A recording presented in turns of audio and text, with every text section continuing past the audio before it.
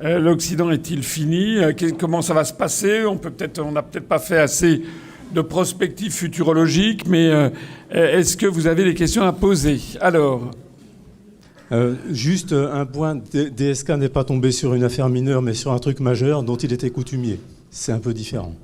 Mais bon, ceci étant dit, vous avez noté plusieurs fois que l'argent est la mesure de toute chose, et qu'en fait, avec l'argent, l'individualisme va avec l'argent, etc. Et j'ai deux questions pour vous. C'est comment pouvez-vous aider la multitude à reprendre son destin en main, puisqu'aujourd'hui, elle est multitude. Et vous parlez à la multitude, mais comment pouvez-vous nous aider à ce que la multitude reprenne son destin en main pour effectivement pouvoir se soulever comme l'ont fait les Gilets jaunes?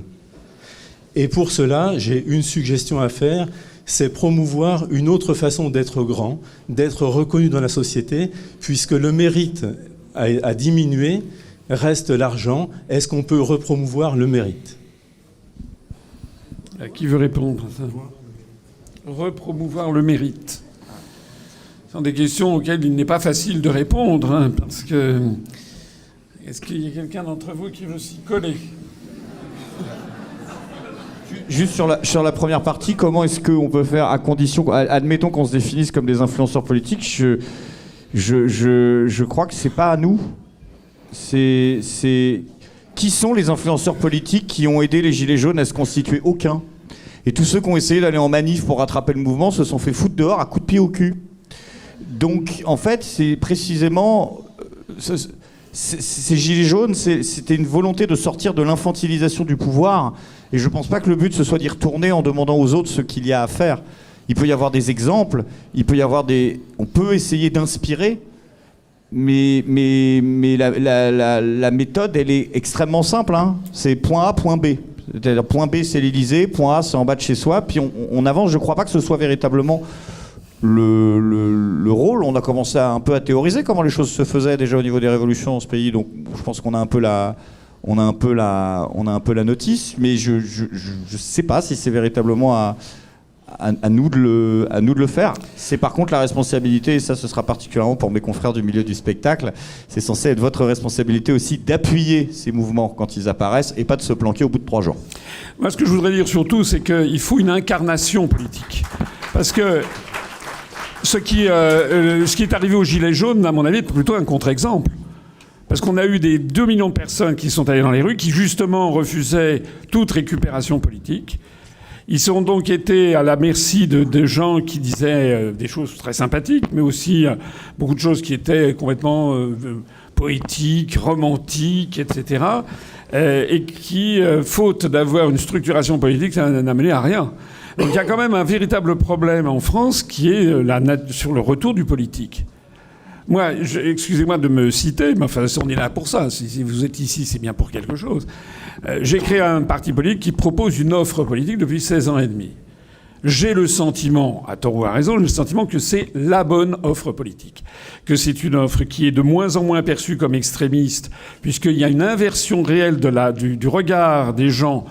La construction européenne, qui était considérée comme mainstream il y a 15 ans, est en train d'être perçue de plus en plus comme de l'extrémisme. Lorsqu'on fait entrer 7 nouveaux États, lorsqu'on a des dizaines et dizaines et dizaines de milliards d'euros à un régime corrompu jusqu'à l'os, etc., lorsqu'on prétend partir en guerre contre la première puissance militaire mondiale, il y a vraiment un problème.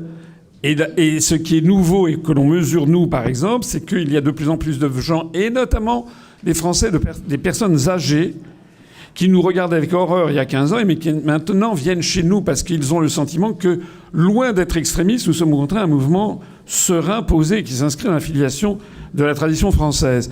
Donc moi, c'est une offre politique que l'on fait. Ce que j'observe, en le regrettant, c'est l'émiettement considérable de gens qui, chacun crée, j'en parlais tout à l'heure, on a recensé 31 mouvements politiques qui se sont créés pour dire la même chose que moi. Je vois qu'il y a énormément d'influenceurs, de gens que j'ai approchés, etc., qui pour rien au monde ne veulent s'investir politiquement. Et donc, il se passe quoi, en fait ? Il se passe qu'en fait, même les influenceurs, même, je sais pas, des grands sportifs, des grands intellectuels, etc., il y en avait qui ralliaient De Gaulle, il y en avait qui ralliaient Mitterrand, il y en avait... Maintenant, ils rallient qui? Il n'y a plus personne, en fait. Donc, il y a un désinvestissement du politique en France. Vous savez que les élections, maintenant, vous avez 50% d'abstention aux européennes, par exemple. Mais si les 50%, si au lieu d'avoir 50% d'abstention aux élections européennes, il y avait 20% des 50% d'abstentionnistes qui se déplaçaient et qui votaient pour notre mouvement politique, la France, le système politique français explose.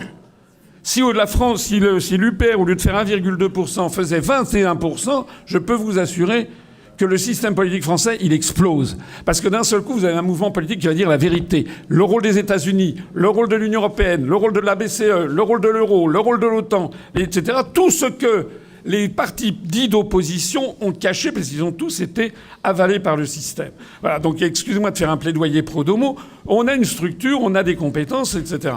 Maintenant, moi, les mouvements comme ça, révolutionnaires, moi, je veux plus entendre parler de politique. Vous êtes un politique, vous êtes un énarque, donc ipso facto, je ne fais rien.